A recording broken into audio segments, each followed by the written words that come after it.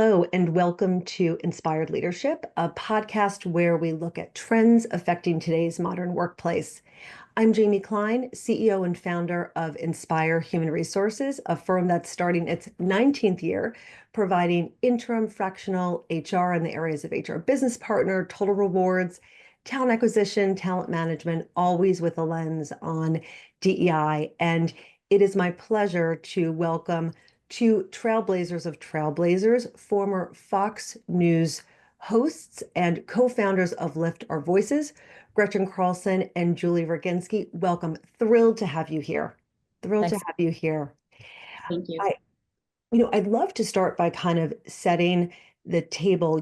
As HR leaders, we are all trying to create that modern workplace and look to kind of attract and retain the coveted talent out there. And having that culture of transparency is something that so many candidates are looking for. I'd love to hear a little bit about the work you're doing and how that plays into creating these transparent cultures. Well, thank you for having us on, Jaime. We've been doing this work for the last 8.5 years since we came forward at Fox News. And it's unbelievable how we have been able to turn something horrible in our lives into something good for so many others. So we really appreciate this platform. What we focus on is getting rid of the silencing mechanisms in the workplace, and those are forced arbitration and non-disclosure agreements. Most people come to work having no idea what those are, and they sign agreements saying that they agree to them on the first day of work. And then when something potentially bad happens to them, that's when they find out that they're basically handcuffed. They don't own their own voice, and they're going to go to secret places to adjudicate their problems and likely be pushed out of the workforce. And I had an arbitration clause in my last contract at Fox, and had it not been for the brilliance of my lawyers to figure out a different way to bring my case forward into the public sphere, I also would have gone that way of being silenced and never heard from. And arguably, we would not be in the Me Too movement if that had happened. So this really became my call to action. I realized so many people had been silenced, thousands, maybe hundreds of thousands, maybe millions in our country. And I decided I had to do something about it. So Julie and I formed Lift Our Voices, and we are laser focused on eradicating these silencing mechanisms to try and make workplaces more transparent. So important. And I know that, we've talked about how Deloitte has even done some work around what the workplace is craving and that transparency that they're looking for. Julie, I don't know if you want to speak to that.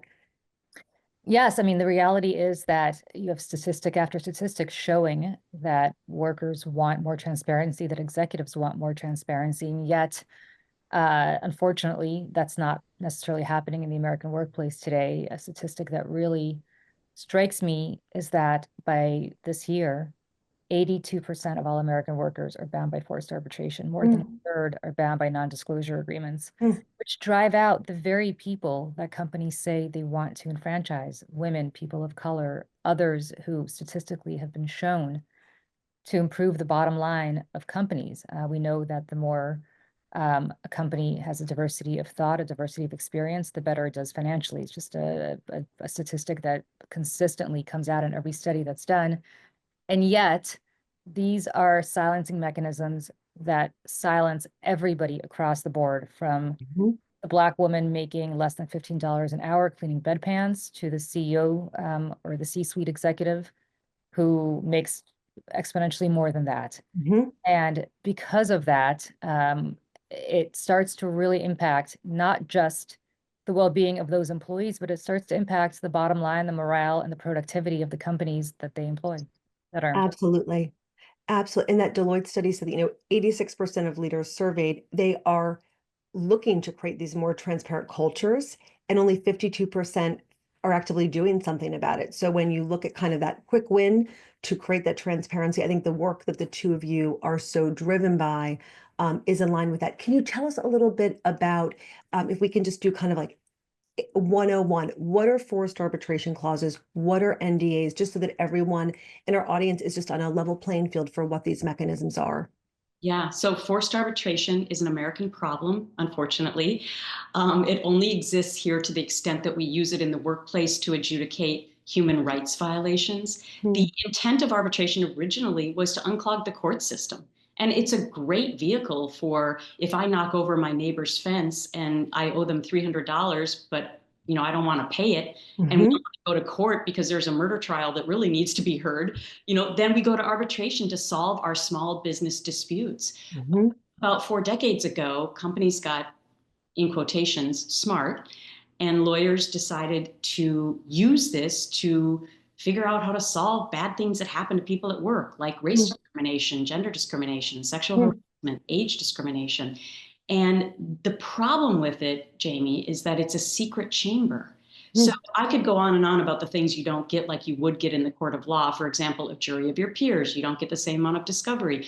You don't get the same amount of witnesses. The arbitrators tend to be retired judges and lawyers who are older white men. They're not a jury of peers. They tend to come back for repeat business because the company has a lot of arbitration cases. This is your only shot. Only 2% of all cases that can go to arbitration actually do, because lawyers won't take the case because they know you're not going to win. Because of those 2%, only 2.5% of the time does the worker actually win.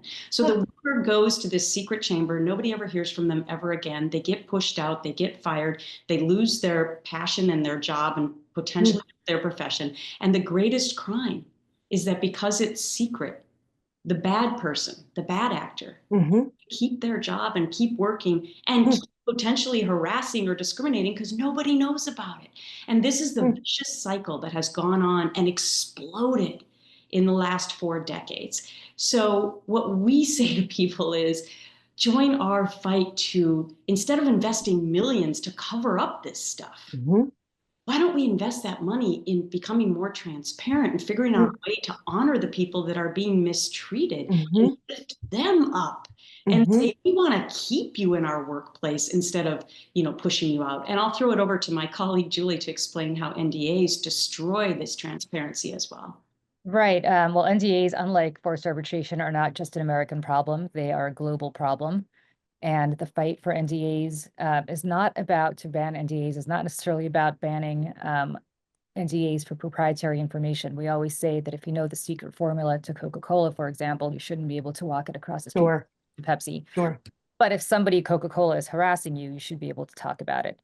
And unfortunately, with the evolution of silencing in the workplace, NDAs have gone from protecting very specific trade secrets and proprietary information to now being so expansive that they cover up everything and anything to do with your workplace experience, including illegal activities such as racial discrimination, gender discrimination, sexual harassment, assault, and so on. And so when Gretchen talked about forced arbitration, what ends up happening is that when you are pushed out of your job because you try to arbitrate your case and basically say, here's some money, now go away, you're made to sign, for the most part, a non-disclosure agreement. And so that when you apply for your next job and somebody says, why did you leave the job where you worked for the last 10 or 20 years?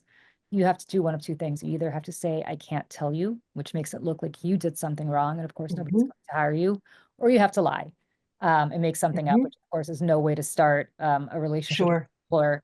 And so from our perspective, we've worked very, very hard, both at the federal level and at the state level, to ban non-disclosure agreements for toxic workplace issues, specifically for toxic workplace issues, so that if you see something, you actually are able to say something and you're able to share it with your coworkers and warn them, with your friends, with your family, with your clergy members. Because right now, the way NDAs are structured, you can't speak to anybody. You can't even speak to your husband or wife or your priest or your rabbi or your psychologist in some cases. And so we are working very hard to ensure, again, from a morality not just a morality perspective, but also from a morale perspective, that workers are able to share their stories, to get together, to address any issues before they explode and really sometimes take down the company. Because what we have found is that CEOs in companies that have somebody in a very high-ranking position who does something awful, when that ultimately comes out, companies are not equipped to deal with it. So why not nip it in the bud early by allowing people to just speak their truth, address these issues in a mature adult way, and hopefully move on, knowing that their companies are not trying to silence them, but are actually taking their concerns seriously. Absolutely. And when we look back on, in the height of the Me Too movement, where so many folks were coming forward, if you think of the tarnishing of brand, the shareholder dollars that were impacted by how negative this was, not to mention the mental health piece, and as Gretchen alluded to, just the loss of top talent. Wouldn't it be great to avoid all of that? So I have a feeling that many HR leaders do not realize to the full extent to how these show up in the employee life cycle, these mechanisms. So when we, would Inspire, think about the employee life cycle, it's from when we recruit and onboard, we determine who's going to be promoted, all of the career development, renegotiation of contracts when folks are up for certain promotions, all the way through to termination of onboarding. So where are the places that these mechanisms can show up in that employee life cycle? Everywhere. NDAs specifically, I'll let Gretchen talk about arbitration, but NDAs specifically from the day that you apply for a job to when you sign those onboarding papers, to when you get a promotion, to when you get severance, to when you get a letter of recommendation, and throughout your entire life cycle of employment, from the very beginning before you're even employed, till the day you leave, if not even later, in order to get some sort of payout that can continue for many years, you are put in a position where you have to sign a non-disclosure agreement to get any promotion or compensation or interview, which goes to show just how deeply rooted these silencing mechanisms are in our culture and how toxic they are. And I would just add that we're here to help HR leaders. Yeah. I think we get so entwined in the old school way of doing things. And it's like, oh, this is how we have always handled these things, right? Sure. So we just automatically, without thinking, throw that non-disclosure out there. Or the general counsel, is very, very well equipped in putting them into everything, but they become boilerplate parts of contracts. And I would just address forced arbitration, which is, it's less likely to appear throughout the course of your employment. It's almost 100% to appear in your onboarding documents. But the problem is it can be in your contract. Like somebody like me, who's a highly educated person who had looked at tons of contracts throughout my television career. When I saw the forced arbitration clause appear in my final contract with Fox News, I, of course, saw it. I asked my agent about it. I asked my lawyer about it. And something eerie was said to me now in retrospect, which was, oh, Gretchen, don't worry about that. Arbitration is becoming the way of the world. And unfortunately, that is horribly true. As Julie alluded to, 82% of all Americans, 82% of us are under forced arbitration in this year of work, and we don't even know it. You can also agree to it by clicking on emails. We've heard horror stories from workers where they click on an email and then they get a notice saying, you just agreed to forced arbitration for the rest of your life with this company. It's unbelievable, So usually forced arbitration is during the onboarding process. You don't realize the impact of it or what it is until something happens to you. And then the fine print. So when we think about, we've often talked about how shifts in laws can shift culture.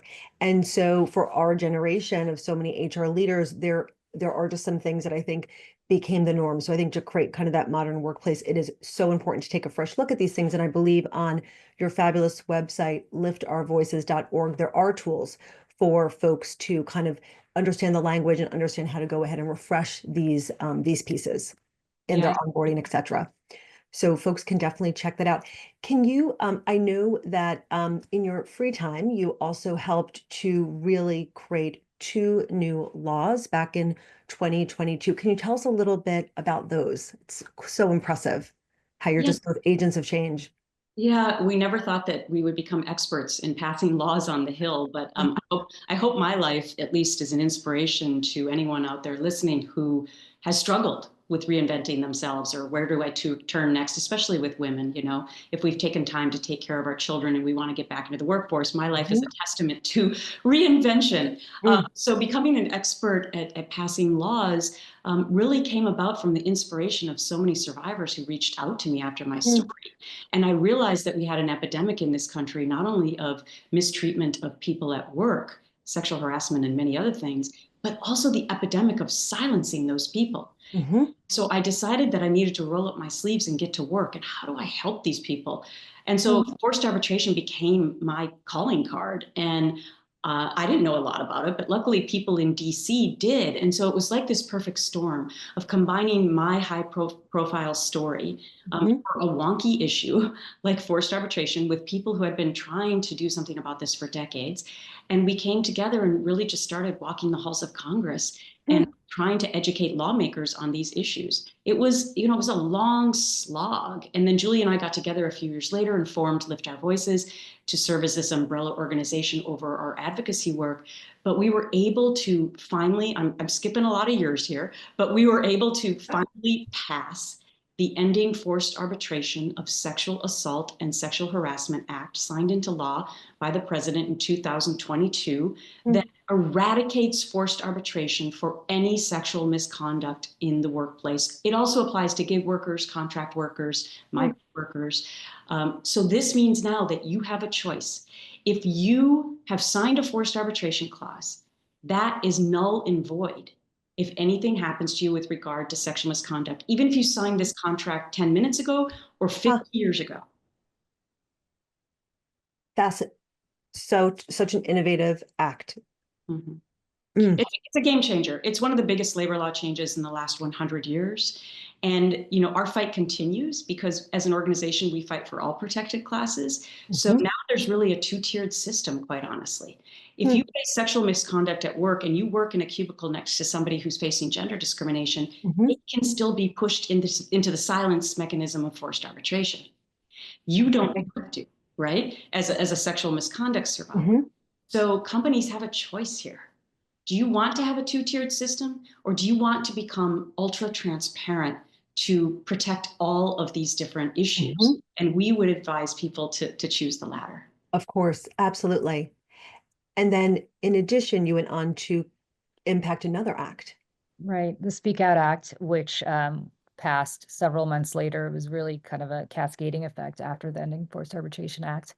But the Speak Out Act bans pre-dispute NDAs for sexual harassment and sexual assault.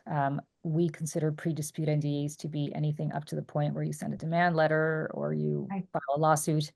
But that hasn't been tested in the courts yet. But again, it allows people who sign an NDA on their first day of work who have been sexually harassed or sexually assaulted to be able to speak out about what happened to them if they so choose prior to filing any kind of legal claim. I would also add at the state level, we've actually gone a lot farther, and we were able to pass 3 really groundbreaking laws in New Jersey, California, and Washington State that ban NDAs for all toxic workplace issues, because as Gretchen pointed out, we're not just about sexual misconduct. We want to expand these opportunities for everybody. Sure. Race, age, gender, and so on, disability. And so the beautiful impact of those 3 laws is, and I'll just use the example of Washington State as one. Washington State is a fairly small state, but it's got some pretty big companies in it. Yes. Oh, yes, it does.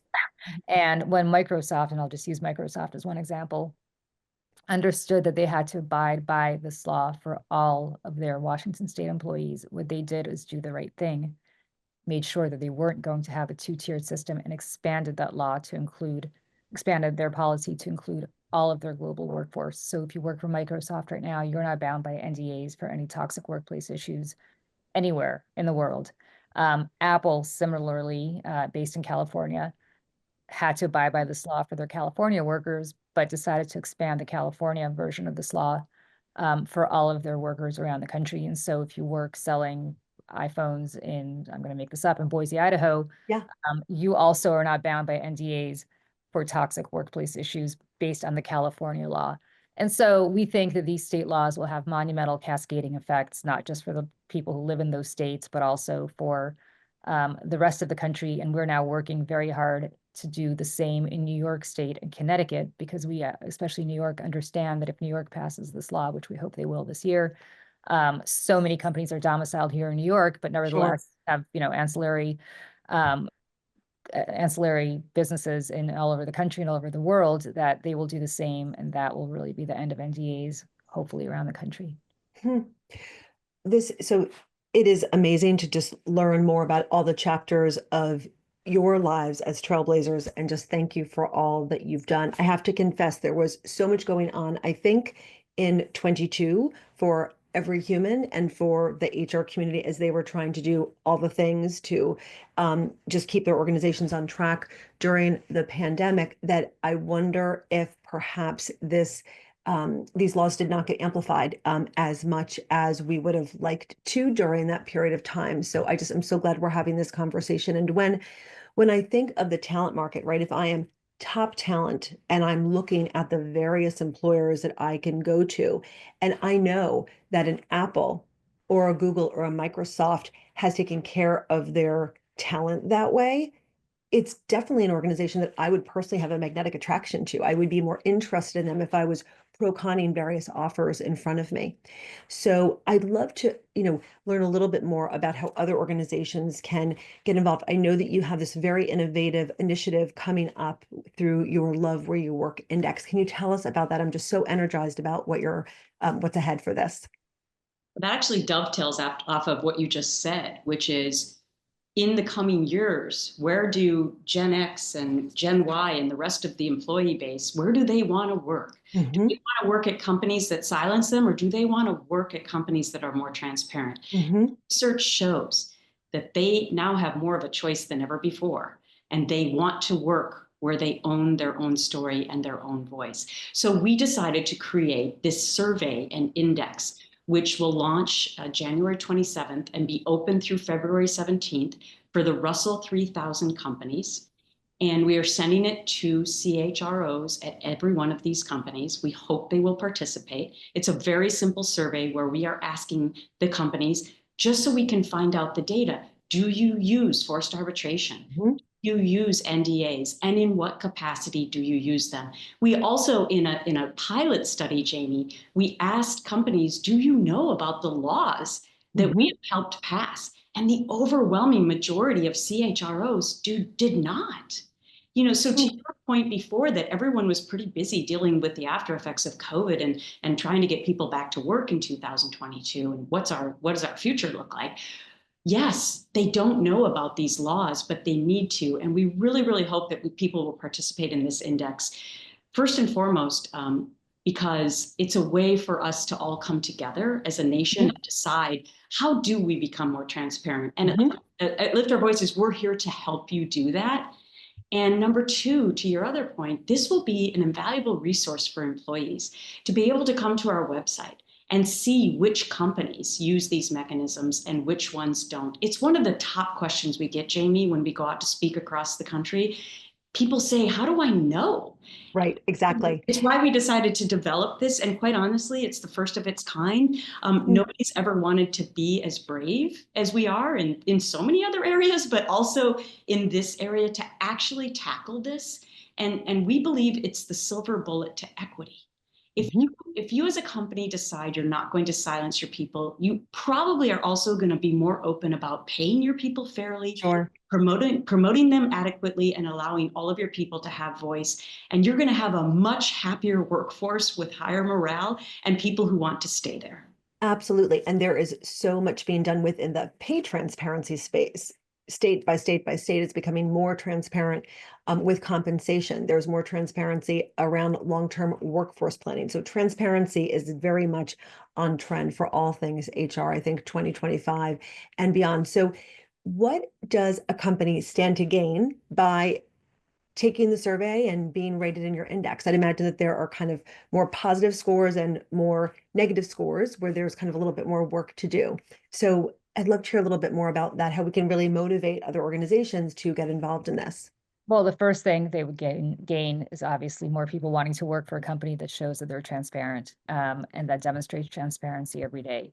And so again, in the sense that people want more transparency, as we talked about earlier, people want to know whether their companies are companies that are transparent or not. We're not looking to punish anybody or embarrass anybody. We are looking to highlight companies that are already doing the right thing and work with companies that want to do the right thing to get there. And if companies are not yet sure, we're willing to talk to them also and explain to them personally why we think this is an important thing for their bottom line. Again, this is not just the right thing to do. It's also the smart thing to do from a bottom line perspective. And so we are just simply looking at data. We're not looking pass judgment. We just want people who are looking for work to know, or people who are employed by these companies now to know what their companies are doing, because as you pointed out, so many people are not aware, and we're just trying to bring education and awareness to the workforce around the country. I would just add to that, Jaime, though, if a company's doing the right thing, it's a badge of honor, right? Mm-hmm. And we will highlight that and say, thank you so much. And I think that that'll be a proud moment for companies, who are always looking for ways to send out a press release that, Sure. we got this award, or we Yes. got this badge of honor from Lift Our Voices, Yes. we were honored for doing the right thing. And similarly, as Julie said, no punishment involved, maybe a soft little nudge to other companies to Sure. get on board, because nobody has ever really talked about this as openly as we are. Mm-hmm. And so we're just really hopeful that people will fill out this survey. If for some reason you are listening to this and you don't get the survey from us and you're in the Russell 3000, please go to our website at liftourvoices.org, where you will be able to find the survey and be able to participate in this groundbreaking index that we are doing. And it sounds like it is quick. It is a couple of questions, and planning with the end in mind. When will the results post? And if someone has a not so desirable score, when will they have the chance to be evaluated again in hopes of getting a better score down the road?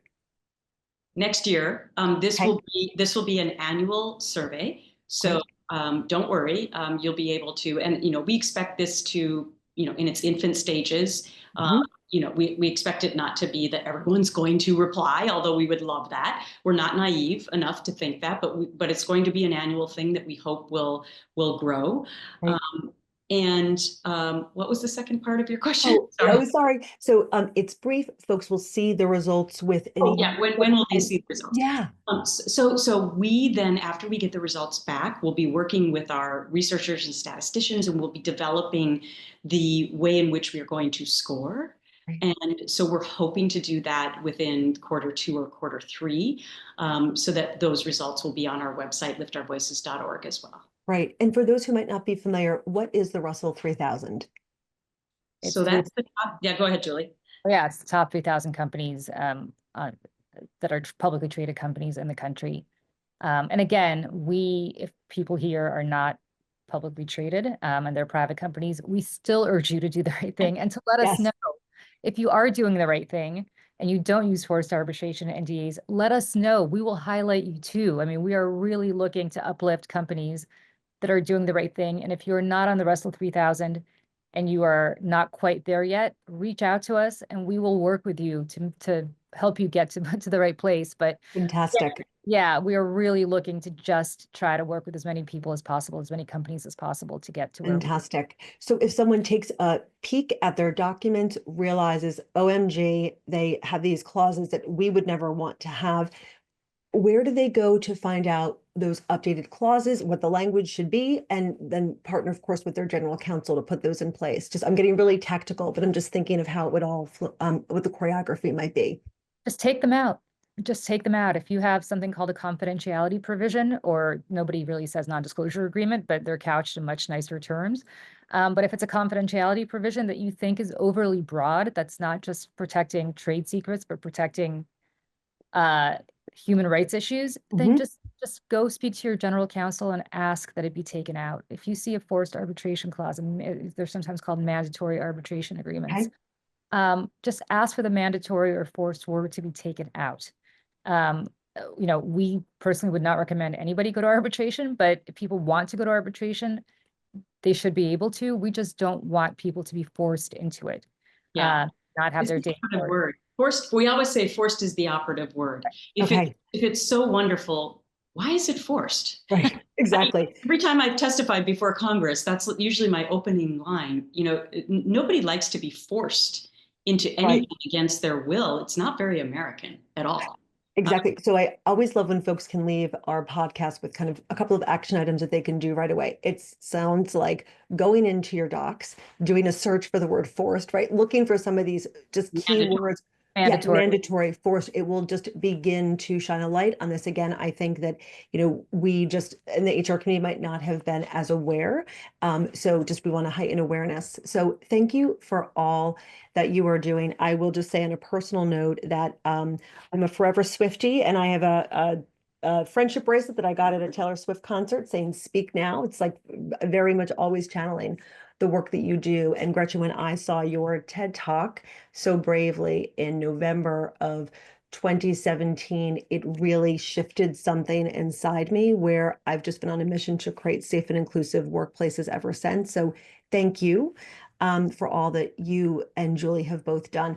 I want to end on a personal note with all that you've taken on. I'm curious, what brings you joy?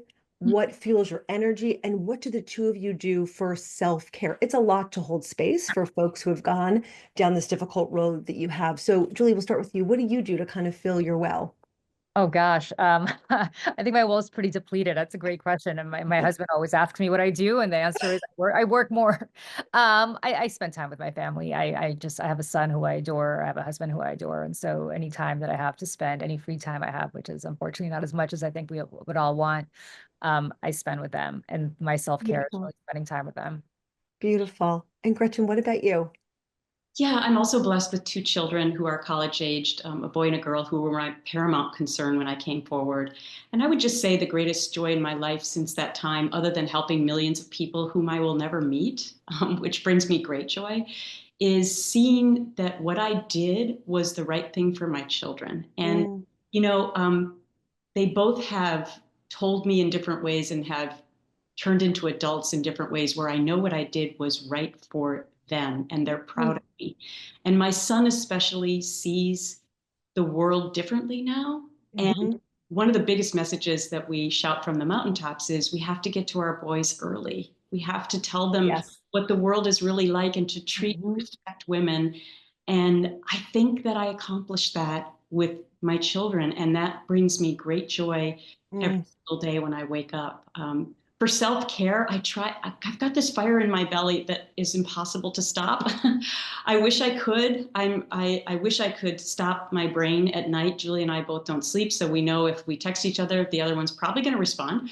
Um, but one thing that I have found that has given me great self-care is actually Pilates. I mean, I didn't know anything about it after my story, and somebody recommended it to me, and mm, it's good for your body, but for me, it has brought me so much peace for my brain. mm, And so I just recommend to people to find something where you can meditate, let yourself go, mhm. flourish in your own mind on a daily basis to refresh. And so, not to get too yen or zen and all that, but especially when you've gone through difficult times in your life, I think it's really, really important to focus on your inner self. With So that's what I try and do. Beautiful. We always just, we're self-care obsessed here at Inspire. So thank you for sharing that. I do a lot with yoga as well. And, when I think of the world, Julie, that your son, Gretchen, your son and daughter, and on a personal note, my son and daughter will live and work in, I know it's going to be a better place, largely because of the amazing work that you two trailblazers have done. So from the bottom of my heart, from all of us, thank you. And keep undoing all the magic that you are doing. Thank you. Thanks so much. Jamie, thanks for highlighting our work. Really appreciate it. Absolutely. Take good care and we'll be in touch. Thanks, everyone.